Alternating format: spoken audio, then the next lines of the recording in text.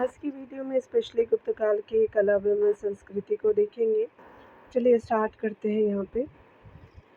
यहाँ पे पहले प्रश्न में बताना है कि निम्नलिखित साहित्य की शास्त्रीय पुस्तकों में से कौन गुप्त काल में लिखी गई थी। तो अमर कोश हो जाएंगे, कामसूत्र भी है और मेघदूत भी है, मुद्रा राक्षस भी है। तो सारे कथन बिल्कुल राइट हो जाएंगे। तो यहाँ पे आप देख सकते हैं कि डी बिल्कुल राइट हो जाएगा, स्पेशली डी ऑप्शन जो है वो राइट हो जाएगा।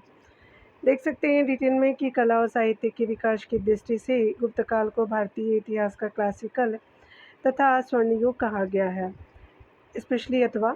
और इस समय जो है साहित्य की विविध विधाओं की सर्जना जो है वो की गई। अमर सिंह भारत के प्रमुख कोशकार की जो है वो थे, यानी अमर सिंह ने अमर कोश की रचना की। वात्स्यायन ने कामसूत्र का सृजन किया। कालिदास ने महाकाव्य एवं नाटकों की रचना की, जिसमें जो है वो ऋतु संहार, मेघदूत, कुमार संभव और आपका रघुवंश कालिदास की काव्य कृतियाँ तथा मालविका अग्निमित्रम, अभिज्ञान शकुंतलम, विक्रमोवंशीय कालिदास की नाट्य कृतियाँ हैं। एक जो है वो अन्य नाटककार विशाख दत्त, जिसके नाटक जो है वो स्पेशली ऐतिहासिक जानकारी के लिए महत्वपूर्ण है, विशाख दत्त की, और वे जो है वो देवी चंद्रगुप्तम है। इस प्रकार ये जो है वो चारों पुस्तकें गुप्त काल की है। कवि कालिदास चंद्रगुप्त सेकंड के दरबार में निवास करते थे और कालिदास की ग्रंथ मालविका अग्निमित्रम का नायक शुंग वंशीय शासक अग्निमित्र था, और संस्कृत जो है वो गुप्त काल की राजकीय भाषा थी। कालिदास के नाम का जो है वो उल्लेख पुलकेशिन द्वितीय के होल अभिलेख में हुआ है। सुश्रुत जो है वो स्पेशली गुप्त काल के प्रमुख शल्य चिकित्सक थे, जिन्होंने सुषुप्त जो संहिता की रचना की। कालिदास द्वारा जो है वो रचित मालविका अग्निमित्र में मालविका और अग्निमित्र की प्रणय कथा वर्णित है, और चालुक्य नरेश पुलकेशिन द्वितीय के दरबारी कवि रविकीर्ति के ऐहोल के उत्कीर्ण लेख में कवि जो है वो कालिदास के नाम उल्लेख है, स्पेशली उन्हीं का उल्लेख है। कालिदास द्वारा जो है रचित मालविका अग्निमित्रम नामक नायक है, तो स्पेशली आपका शुंग हो जाएंगे, तो ए राइट हो जाएगा। यहाँ देखिएगा, यहाँ पे शुंग नहीं है, अग्निमित्रम हो जाएंगे यहाँ पे, तो सी जो है वो राइट हो जाएगा, ठीक है ना। यहाँ पे देख सकते हैं कि महान संस्कृत कवि कालिदास किस शासन के काल में थे। तो चंद्रगुप्त सेकंड के काल में थे, बी जो है वो राइट हो जाएगा। यहाँ देख सकते हैं कवि कालिदास के नाम का उल्लेख किस में हुआ है, तो स्पेशली आपका बी राइट हो जाएगा। ऐहोल के उत्कीर्ण लेख में हुआ है, तो बी यहाँ पे राइट हो जाएगा। अगला देख सकते हैं निम्नलिखित में से कौन सी एक गुप्त काल की जो वो भाषा है, तो संस्कृत हो जाएगी, डी जो है वो राइट हो जाएगा। अगला देख सकते हैं कि अमर सिंह किसका जो है नाम है, तो स्पेशली प्राचीन भारत का तो सुप्रसिद्ध कोशकार थे अमर सिंह जी, ए राइट हो जाएगा। अगला आप देख सकते हैं यहाँ पे कि निम्नलिखित में से जो है वो कौन गुप्त काल में अपनी आयुर्विज्ञान विषयक रचना के लिए जाना जाता है, तो सुषुप्त हो जाएंगे, स्पेशली जो है वो डी राइट हो जाएगा। अगला देख सकते हैं कि शून्य का आविष्कार किया था। शून्य का आविष्कार जो है वो स्पेशली आर्यभट्ट ने किया था, ए राइट हो जाएगा। यहाँ देख सकते हैं आर्यभट्ट जो गुप्त योगिन गणितज्ञ थे, इन्होंने सूर्य ग्रहण तथा चंद्र ग्रहण के वास्तविक कारण पे प्रकाश डाला है, तथा इन्होंने ही सूर्य का जो वो शून्य का आविष्कार किया है। इसके अतिरिक्त कतिपय पुस्तकों में शून्य का आविष्कार किसी अज्ञात भारतीय द्वारा किया गया था। ऐसा प्रमाण भी प्राप्त होता है कि आर्यभट्ट ने ही जो वो कहा था कि पृथ्वी के अपनी दूरी पर घूमने के कारण प्रतिदिन सूर्योदय और सूर्यास्त होता है। भास्कर प्राचीन काल में बीजगणित के क्षेत्र में अपने योगदान के लिए विशेष रूप से जाने जाते हैं, और ब्रह्मगुप्त ने न्यूटन के सिद्धांत से बहुत पहले गुरुत्वाकर्षण के सिद्धांत का प्रतिपादन किया था। बरामेर की पुस्तक आपका बृहद संहिता खगोल विज्ञान पर आधारित पुस्तक थी। अगला देख सकते हैं यहाँ पे, इनमें से किसने पहली बार यह व्याख्या की थी कि पृथ्वी के अपनी दूरी पर घूमने के कारण प्रतिदिन सूर्योदय सूर्यास्त होता है, तो ये स्पेशली आपका आर्यभट्ट जी ही हो जाएंगे, ए राइट हो जाएगा। अगले देख सकते हैं यहाँ पे कि निम्नलिखित में से कौन जो है वो बीजगणित के क्षेत्र में अपने योगदान के लिए विशेष रूप से जाना जाता है तो भास्कर हो जाएंगे, सी राइट हो जाएगा। गुप्त काल में बरामीर ने प्रसिद्ध पुस्तक वृहद संहिता की रचना की। यह किस जो है वो विषय पर आधारित प्रबंध है, तो स्पेशली खगोल विज्ञान पे, ए राइट हो जाएगा। अगला देख सकते हैं कि न्यूटन के सिद्धांत से बहुत पहले किसने जो है वो गुरुत्वाकर्षण के सिद्धांत को घोषित किया था, देखते हैं। तो यहाँ पे ब्रह्मगुप्त जी हो जाएंगे, तो बी जो राइट हो जाएगा। अगला देखेंगे कि नालंदा विश्वविद्यालय के संस्थापक कौन थे, तो कुमारगुप्त प्रथम हो जाएंगे, बी जो है वो राइट हो जाएगा। देख सकते हैं डिटेल में कि चंद्रगुप्त द्वितीय की मृत्यु के बाद कुमारगुप्त फर्स्ट जो है गुप्त वंश का शासक बना, जिसका काल 415 ईस्वी से लेकर के 455 ईस्वी तक था। उसने दशपुर में एक सूर्य मंदिर का निर्माण करवाया तथा नालंदा में एक विहार की स्थापना भी करवाई, जो आगे चलकर के नालंदा विश्वविद्यालय के नाम से विख्यात हुआ। पाल शासक धर्मपाल ने विक्रमशिला विश्वविद्यालय की स्थापना की। बौद्धों का जो उदंतपुरी शिक्षा केंद्र आपका बिहार राज्य में स्थित है और बौद्ध जो वो चीनी यात्री सुंगयुन यानी 518 ईस्वी में 6ठी शताब्दी में जो वो भारत की यात्रा की। पायान की पुस्तक का नाम जो है फोकियोकी है और इसने जो है वो चंद्रगुप्त द्वितीय के समय भारत की यात्रा की थी। अगला देख सकते हैं नालंदा विश्वविद्यालय के स्थापना का युग है, तो गुप्त काल के समय हुआ था। पीरियड आपका एस्टेब्लिशमेंट का बताना है नालंदा यूनिवर्सिटी के लिए। यहाँ देख सकते हैं उदंतपुरी शिक्षा केंद्र निम्न में से किस राज्य में अवस्थित था, तो बिहार में अवस्थित था, बी जो है वो राइट हो जाएगा। अगला देख सकते हैं कि चीनी तीर्थयात्री जो है वो जिसने 6ठी शताब्दी में भारत दर्शन किया, सुंगयुन हो जाएंगे, सी जो है वो राइट हो जाएगा। अगला देख सकते हैं फाहियान की यात्रा विवरण का नाम है, तो फोकियोकी है, तो सी जो है वो राइट हो जाएगा। अगला देख सकते हैं शक और गुप्त संवतों के बीच लगभग जो है कितना अंतर है, तो 241 वर्ष का अंतर है, बी राइट हो जाएगा। शक संवत का प्रारंभ जो वो कनिष्क के द्वारा 778 ईस्वी में हुआ यानी किया गया था। गुप्त संवत जिसे जो गुप्त काल भी कहा जाता है की स्थापना चंद्रगुप्त प्रथम ने 319 ईस्वी में किया था। दोनों के मध्य का अंतर जो है वो माइनस कर दीजिएगा, 319 में से 78 को, तो 241 वर्ष हो जाएगा। मालव काल जो है वो गणना मुक्तया गुप्त संवत से अभिन्न थी। यहाँ देख सकते हैं कि मालवा जो है वो मालव काल गणना निम्नलिखित में से किस संवत से अभिन्न थी, तो गुप्त संवत से अभिन्न थी, तो सी राइट हो जाएगा। अगला देख सकते हैं यहाँ पे देख सकते हैं भारतीय इतिहास में गुप्त काल के विषय में बारे में निम्नलिखित में से कौन सही नहीं है, तो यहाँ पे देख सकते हैं संस्कृत भाषा एवं साहित्य सदियों के विकास के बाद साहित्य संरक्षण के माध्यम से वहाँ पहुँचा, जिसे शास्त्रीय प्रकर्ष के एक स्तर के रूप में वर्णित किया गया, तो राइट है डी। अगला देख सकते हैं महिलाओं की स्थिति को पुनः परिभाषित किया गया।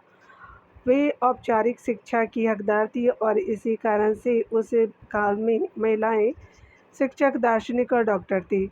समय पूर्व आपका विवाह कानून द्वारा निषेध था तथा उन्हें संपत्ति का अधिकार था, तो यहाँ पे बीजे वो राइट नहीं है, ठीक है ना, याद रखिएगा, सत्य पूछा था हमसे। और अगला देख लेते हैं। अगला देख सकते हैं कि पुजारी एवं मंदिरों को प्रशासन एवं वित्तीय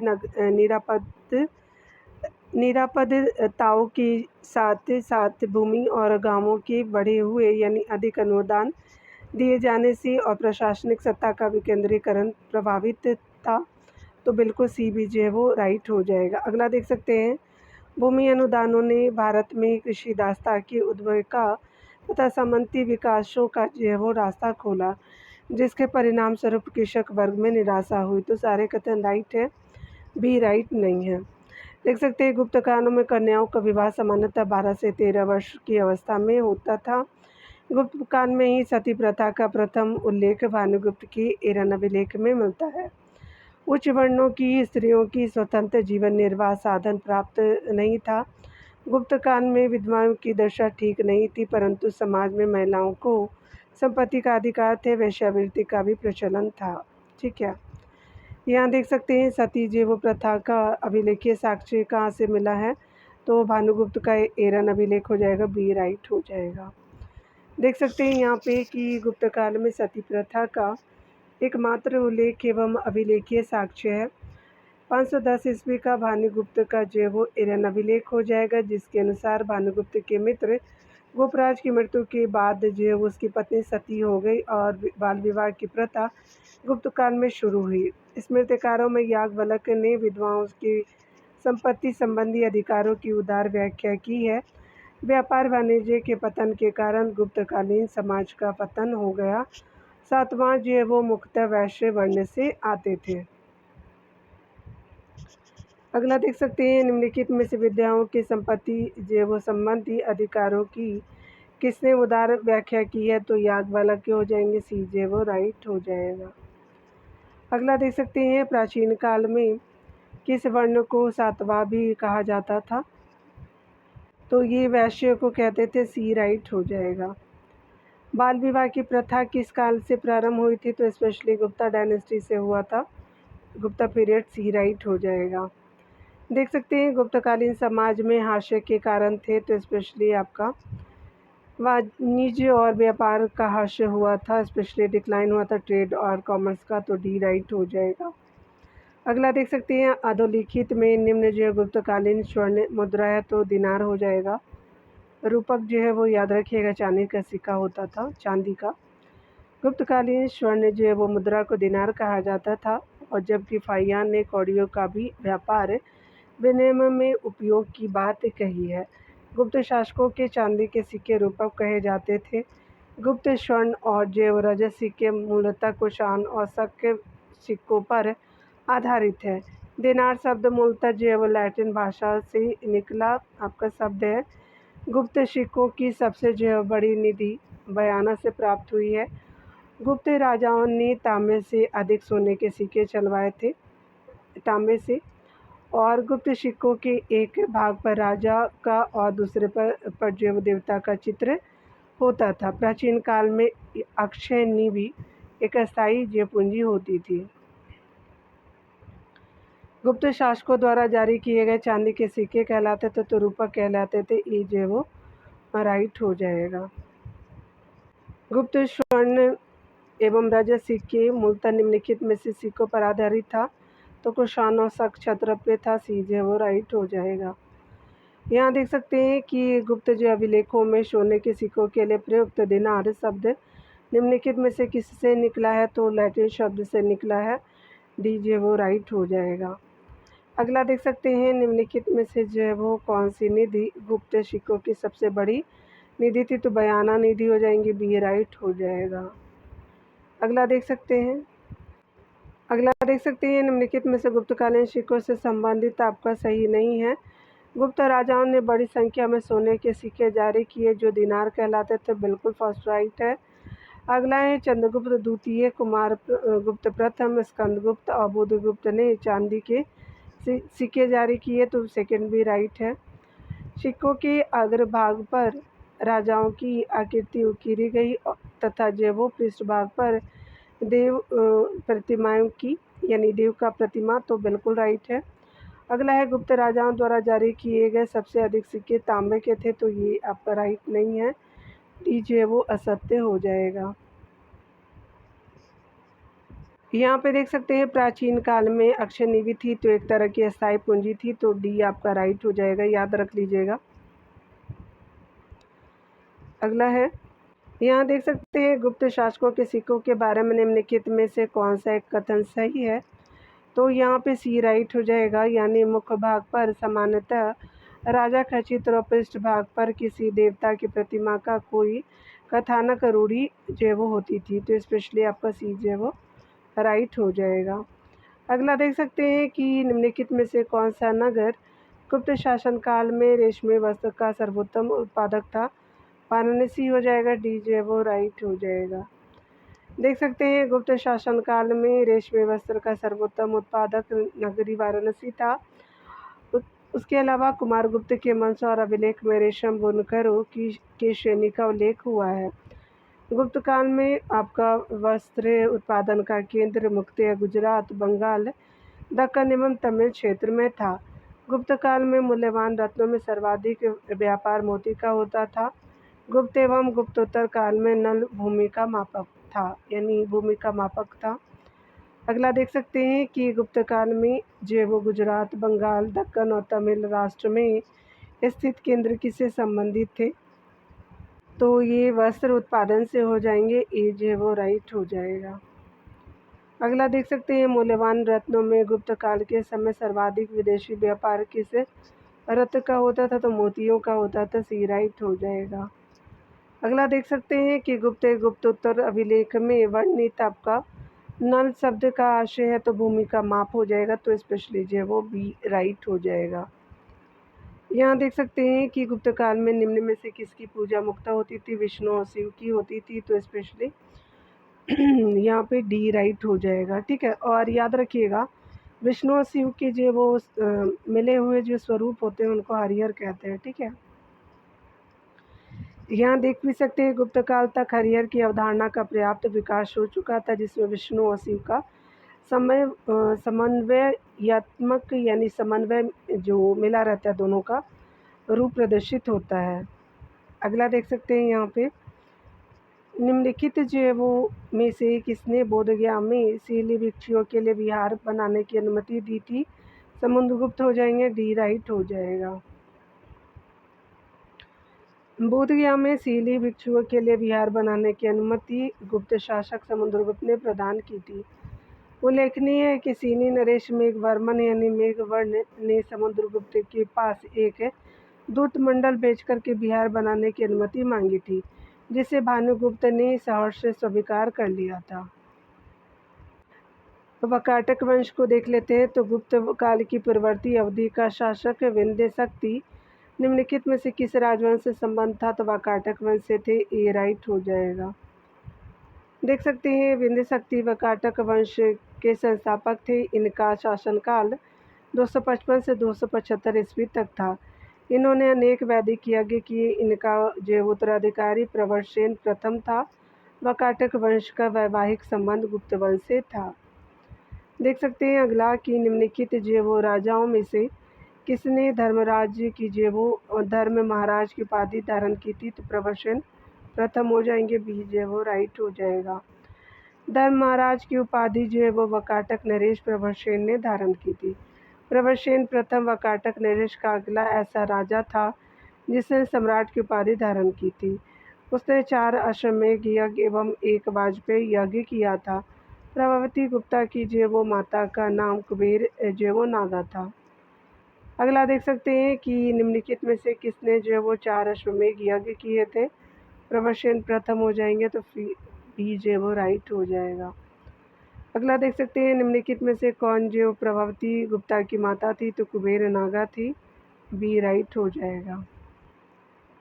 अगले टॉपिक के रूप में गुप्तोत्तर काल को देख सकते हैं डियर। हर्षवर्धन के काल को हम देखने वाले हैं इसके अंतर्गत। और यहाँ पे देख सकते हैं हर्षवर्धन की मृत्यु के बाद निम्नलिखित में से किसने आपका कान्यकुब्ज में सत्ता हड़प ली थी? तो अरुणाश्रव थे, तो स्पेशली बी राइट हो जाएगा। देख सकते हैं कि हर्षवर्धन की मृत्यु के बाद अरुणाश ने अस्थायी रूप से कान्यकुब्ज यानी कन्नौज पर जैव अधिकार कर लिया था। अरुणाश की जैव चर्चा चीनी दूतमंडल यानी प्रमुख वांग स्वास्थ्य के जैव विवरण से मिलती है। ठीक है, वर्धन राजवंश की राजधानी किसने की? तो स्थापना पुष्यभूति ने किया था। वर्धन राजवंश की स्थापना, ए राइट हो जाएगा। छठी आपका जो है वो शताब्दी ईस्वी के प्रारंभ में पुष्यभूति ने वर्धन राजवंश की स्थापना की। थानेश्वर के राजवंश का संस्थापक नरवर्धन ही था।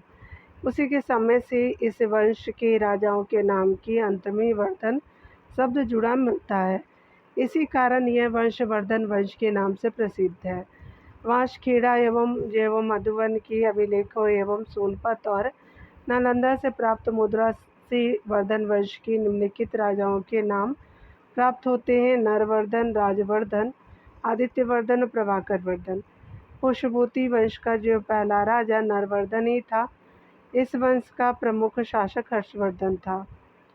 अगला देख सकते हैं कि हर्ष के दरबार में हर्षवर्धन को एक दूत के रूप में किसने भेजा था, तो आपका डी हो जाएगा, यहाँ पे वेनशांग हो जाएंगे।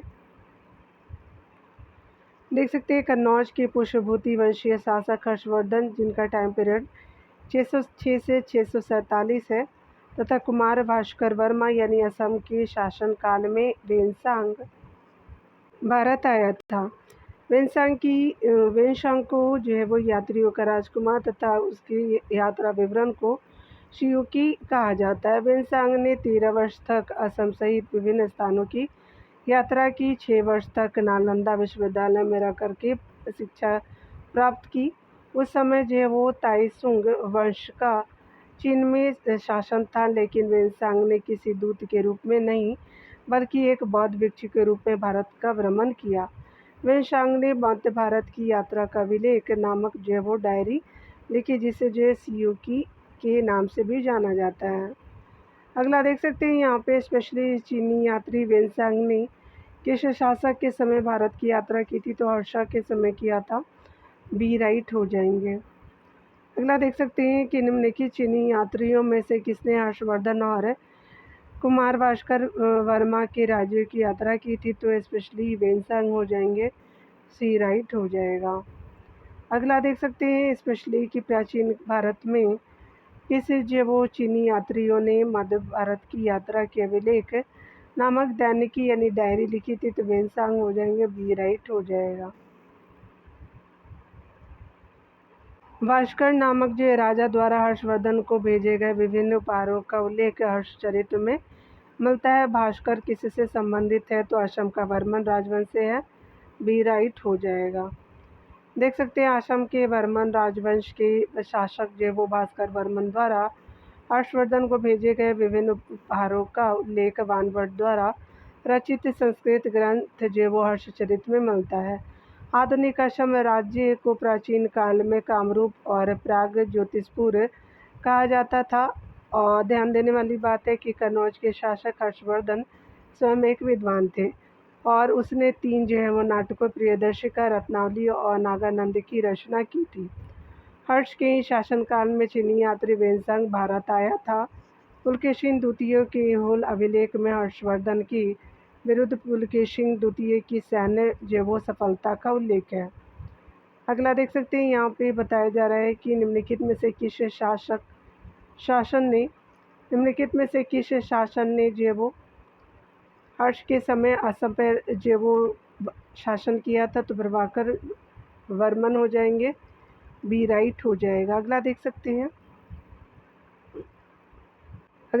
हैं कि निम्नलिखित उत्कीर्ण लेखों में से कौन सा एक हर्षवर्धन के विरुद्ध पुलकेशिन द्वितीय की सैन्य सफलता का उल्लेख करता है, तो स्पेशली ए होल आपका उत्कीर्ण लेख हो जाएगा, बी राइट हो जाएगा। अगला देख सकते हैं यहाँ पे हर्ष के साम्राज्य की राजधानी थी, तो कन्नौज थी, ए राइट हो जाएगा।